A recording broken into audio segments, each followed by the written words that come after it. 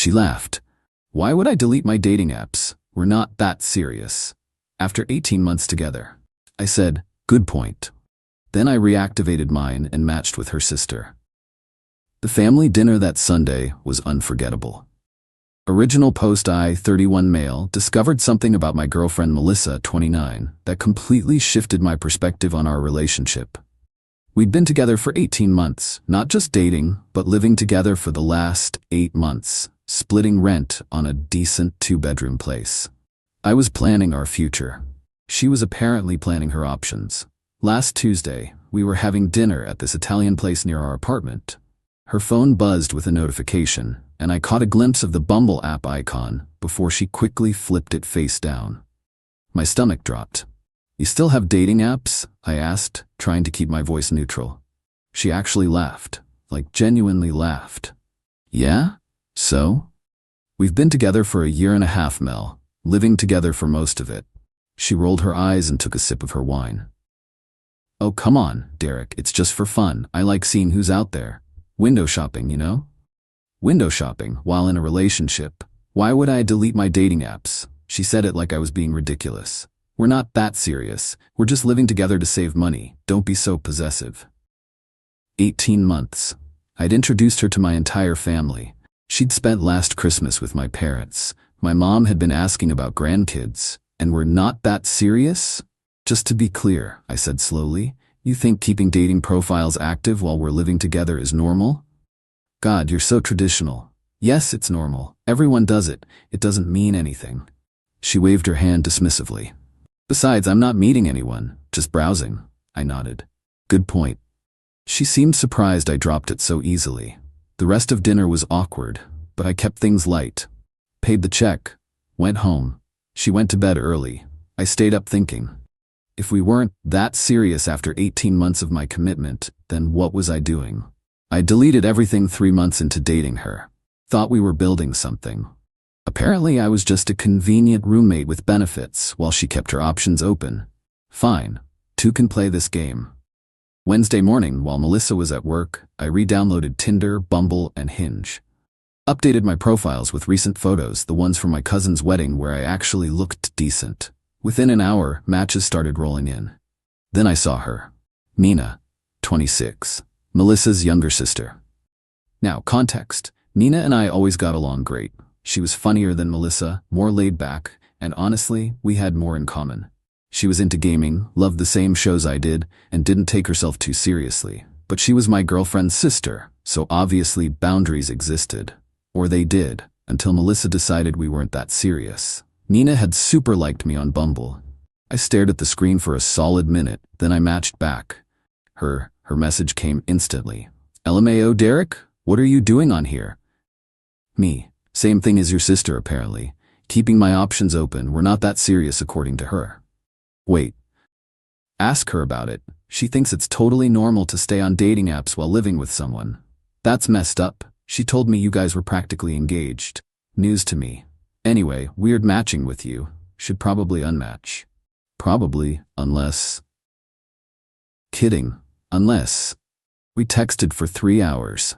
She told me Melissa had been bragging to their family about how committed I was, how I was husband material, while apparently keeping her profile active the entire time. Nina had actually thought it was weird her sister was on the apps, but assumed they were old profiles. Nina, Sunday dinner is going to be interesting. Sunday dinner? Family dinner at my parents'. Mel didn't tell you? She confirmed yesterday we're both coming. I hadn't been told anything about Sunday dinner. Interesting. Nina, you should still come. Would be hilarious. That would be chaos. Exactly. Thursday, Melissa acted completely normal, even extra affectionate. Made my favorite dinner, suggested we watch a movie together. Never mentioned Sunday dinner. I played along, waiting. Friday afternoon, she finally brought it up. Oh, by the way, dinner at my parents' Sunday, 6 p.m. Wear something nice. Sure, I said, looking forward to it. Saturday, Nina texted, we still on for tomorrow's chaos? Me, your sister has no idea what's coming. Good, she had this coming. BW, I'm wearing that red dress you complimented at Christmas. The game was on. Update 1. The dinner Sunday arrived faster than expected. Melissa spent 2 hours getting ready. constantly asking if she looked good. I told her she did. She was wearing this designer dress I'd bought her for her birthday. $300, I'll never see again, but whatever. The drive to her parents' house was normal. She talked about work, complained about her boss, scrolled through her phone at red lights. I saw the Hinge notification pop up. She quickly swiped it away. We pulled up to the house at 5:45. Mina's car was already there. Melissa's mom, Gloria, greeted us at the door with huge hugs. Her dad, Frank, shook my hand with his usual too firm grip. "Derek, good to see you, son." Son. Right. Nina was in the living room, and damn, she wasn't lying about the red dress. She looked incredible. She gave me a hug that lasted just a second too long, her perfume definitely different from what I remembered. "Derek, so good to see you," she said with a smile that promised chaos. "How've you been?" "Oh, just keeping my options open," I said casually. Melissa shot me a look but laughed it off. "Derek's been weird lately, midlife crisis at 31. We sat down for dinner. Gloria had made her famous lasagna. Frank opened a bottle of wine. Everything seemed normal until Nina cleared her throat. "So Mel, I saw something super weird on Thursday." "Oh?" Melissa took a sip of wine. "You were on Bumble. Your profile popped up in my feed." The table went silent. Melissa's face flushed. Gloria looked confused. "Bumble? Isn't that a dating app?" "It is," Nina said innocently.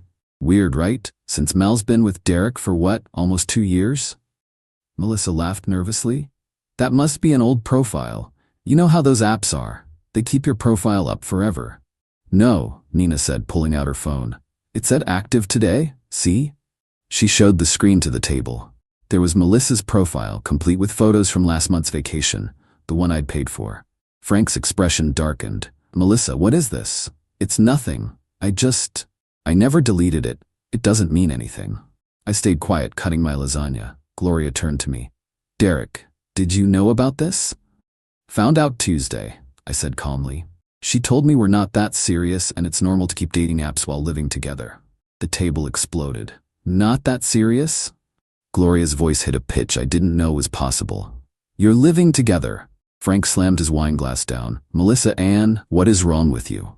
"You're all overreacting," Melissa protested. "It's 2024. People don't delete apps just because they're in committed relationships," Nina interjected.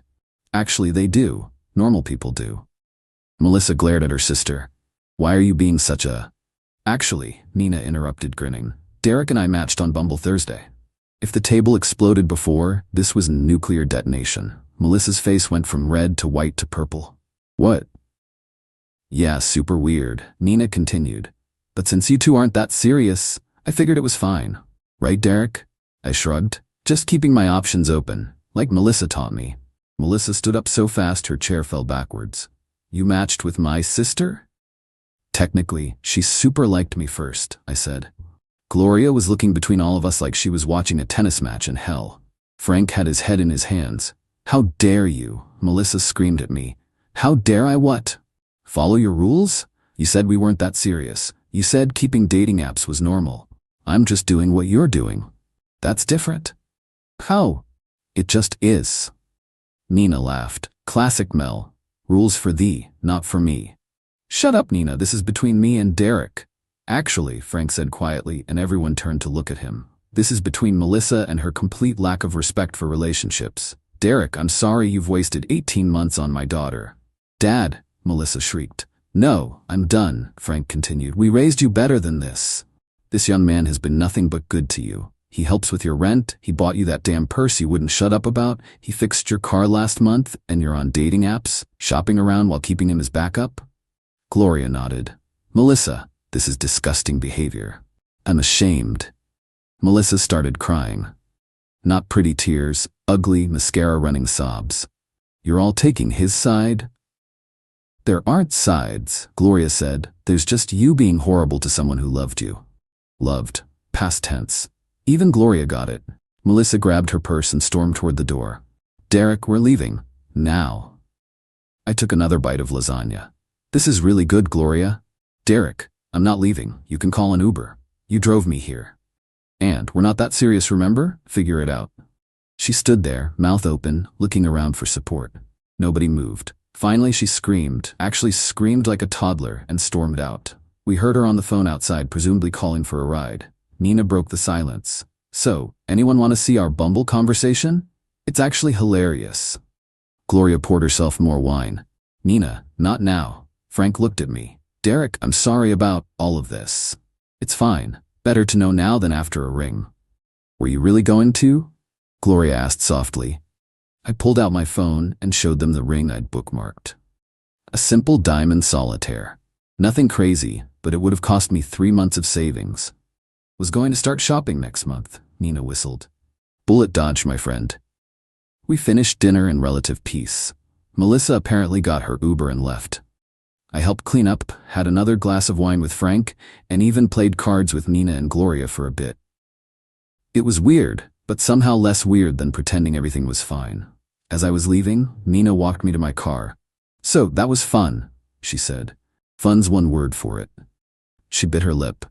Derek, I know this is messy, but I really did always think you were too good for her.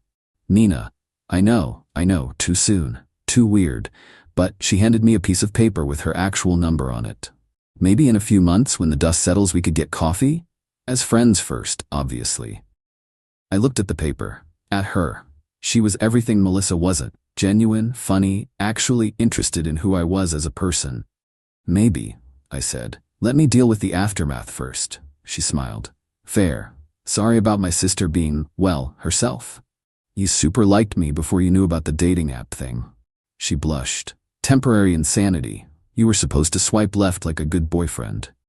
Good thing I'm not that serious of a boyfriend, apparently. We both laughed. It felt good to laugh. Update 2. The meltdown got home around 10 p.m. Sunday night. Melissa's stuff was everywhere, but she wasn't there. Good. I grabbed a beer and started thinking about next steps. Monday morning, 6 a.m. she came home. Still in the same dress, makeup destroyed, looking like she'd been crying all night. We need to talk, she said. No, we don't. You need to find a new place to live. Derek, please. I made a mistake. No, you made a choice. For 18 months, apparently. She started crying again. It didn't mean anything. I never met anyone. But you were looking. While I was planning a future with you, you were keeping your options open. Everyone does it. Your parents don't think so. Your sister doesn't think so. I don't think so. Nina is just jealous. She's always been jealous of me. I laughed. Actually laughed. Jealous of what? Your inability to commit? Your entitlement? Your complete lack of respect for others? How dare you match with her? The same way you dared to stay on 3 different dating apps while living with me. Except I did it for 3 days. You did it for our entire relationship. She tried a different approach. Got closer, put her hand on my chest. Baby, we can work through this. Couples counseling? I'll delete the apps right now, see? She pulled out her phone, making a show of deleting them. Too late, Mel. Way too late. You're really throwing away everything we built for one mistake? We didn't build anything. I built a relationship while you kept a foot out the door. And it wasn't one mistake. It was 547 days of choosing to keep those apps. That's 547 daily decisions to disrespect our relationship. You counted? I did the math, yeah. She got angry again. Fine, you want me out? I'm taking everything I bought. Take it all. I don't want anything with your energy on it. She started grabbing random stuff, claiming she bought things I knew I'd purchased. I didn't argue, just wanted her gone. What about rent? I paid half. You paid a third, actually. I have the Venmo receipts. But sure, I'll give you the week back. I transferred her $400. There, we're square. That's it?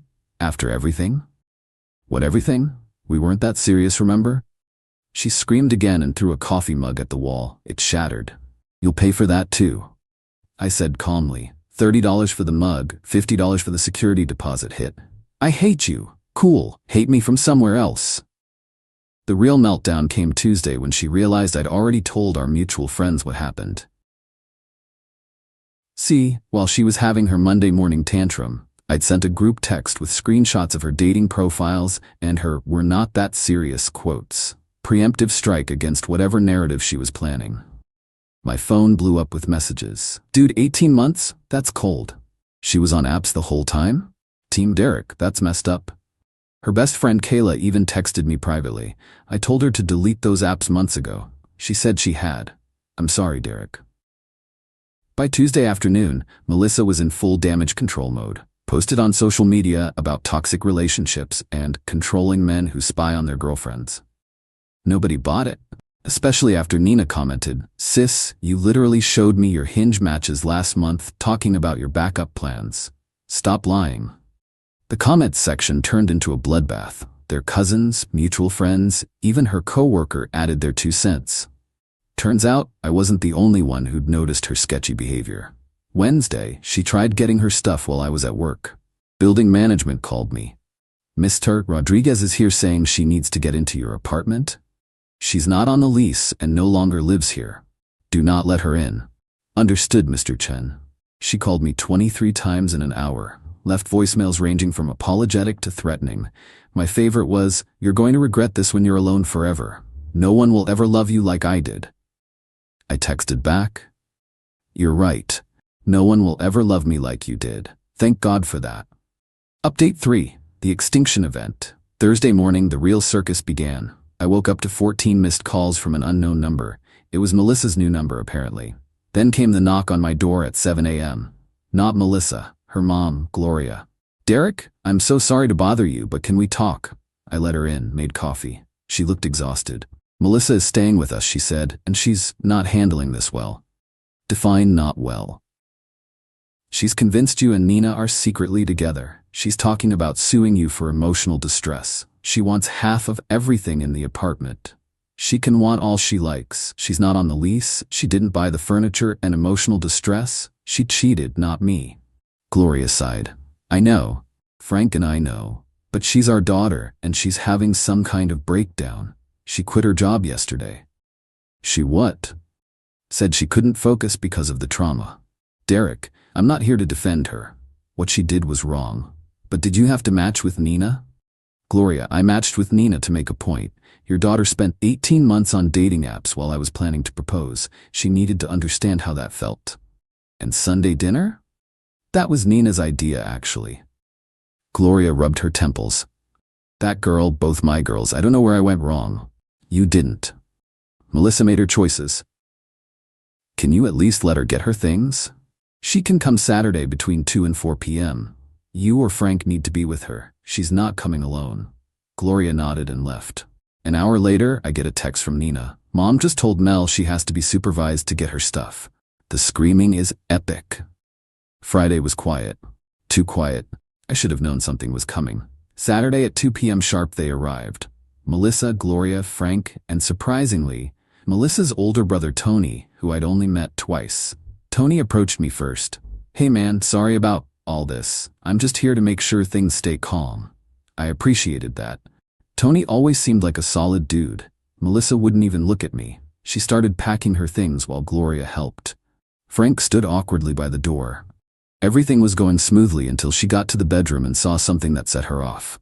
"Where's my necklace?" "What necklace?" "The gold one, the one my grandmother gave me."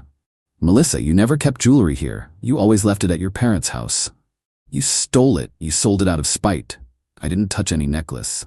She started tearing through drawers, throwing things around. Tony stepped in. "Mel, chill. If it's not here, it's not here." "He has it, or he gave it to Nina." "Are you two together now, huh?" "No, Melissa. Nina and I aren't together." "Liar. She liked your Instagram post yesterday." "So did 47 other people. Are they all dating me too?" She lunged at me. Actually lunged. Tony caught her midair like she weighed nothing. "Okay, we're done here," Tony said, literally carrying his sister toward the door. "Mom, Dad, grab her stuff." Melissa was screaming. "I'll destroy you. You'll never be happy. Nina's using you. She's always wanted what I have." "What you had," I corrected. Past tense.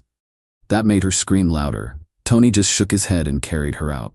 Frank muttered an apology, Gloria couldn't meet my eyes, pal, and they left with maybe half of Melissa's actual stuff because she was too busy having a meltdown to pack properly. 10 minutes after they left, Nina texted, "She just accused me of stealing Grandma's necklace, the one she sold 2 months ago for concert tickets. This is insane." Me. "She sold it?" "Yeah. Told me not to tell Mom. Sold it on Poshmark for like $200. I have screenshots." Nina sent the screenshots. Melissa had indeed sold the necklace in August, bragging about getting tickets to some music festival. I forwarded them to Gloria with the message, in case she tries to file a police report. Gloria replied, "I'm so sorry. We're getting her help." Sunday came with another plot twist. Melissa made a TikTok, a whole-ass TikTok about how my ex destroyed my life because I wanted independence. It got 50K views in 3 hours. The comments were brutal though. Independence equals cheating now? Girl, you were on dating apps while living with him? This is why I have trust issues. Nina, tell your side. Yeah, Nina was in the comments. With receipts. Screenshots of Melissa's messages about her backup plans, the Poshmark listing for the necklace, even texts where Melissa admitted she was just with Derek until something better came along. The TikTok got deleted within hours, but the internet is forever. Someone screen recorded it, and it ended up on Twitter with the caption, "Tell me you're Delulu without telling me you're Delulu." Final update. It's been 3 months since the Sunday dinner incident. Time for the final update on this absolute dumpster fire of a relationship. The immediate aftermath of TikTok Gate was rough for Melissa. Turns out going viral as the poster child for delusional girlfriend behavior isn't great for your career prospects. The job she quit? They wouldn't take her back. Her new job search wasn't going well either. Apparently, employers Google people and her name was attached to some pretty unflattering content.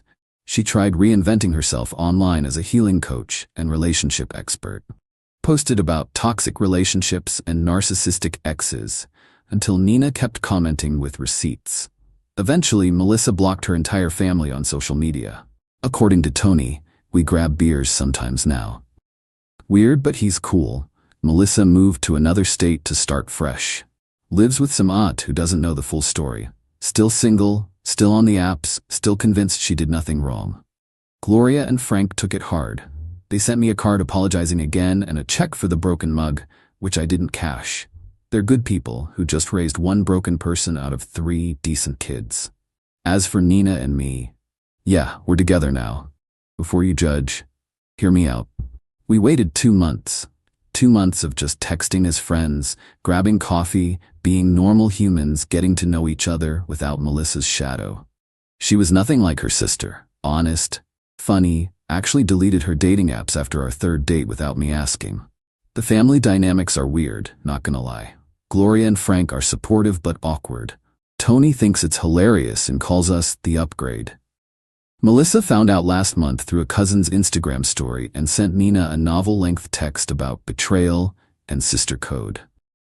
Nina responded, "The sister code includes not lying about your boyfriend of 18 months being just a roommate when I asked if I could date him after you broke up.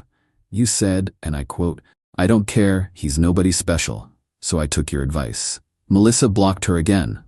"We're taking things slow. No moving in together anytime soon, both of us maintaining our own spaces." We joke that Melissa actually did us a favor. I never would have seen Nina as an option if her sister hadn't nuked our relationship so spectacularly.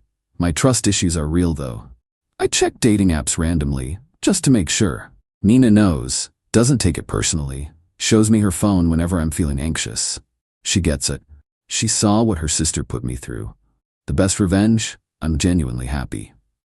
Not pretend Instagram happy, but actually content. Found someone who thinks deleting dating apps after becoming exclusive is just basic respect. Wild concept, right? Melissa, if you're reading this, and I know you are because Nina says you still search my name weekly, I want to thank you. Thank you for showing me exactly what I don't want in a partner. Thank you for the 18-month masterclass in red flags. And thank you for being so awful that your sister looked like an angel in comparison. Oh, and that ring I was going to buy. I put that money into index funds instead.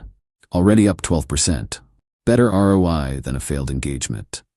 To everyone who followed this saga, thanks for the support. The messages calling me king were cringe but appreciated. The ones calling me an asshole for dating Nina? Yeah, fair. It's messy. But sometimes messy leads to something better. Gloria makes lasagna for us once a month now. Frank taught me his secret poker moves. Tony and I are in a fantasy football league. And Nina? She deletes her social media apps when we're on dates, so she's actually present. Turns out the best revenge isn't elaborate. It's just living better without them. Peace out. P.S. Melissa's Hinge profile is still active.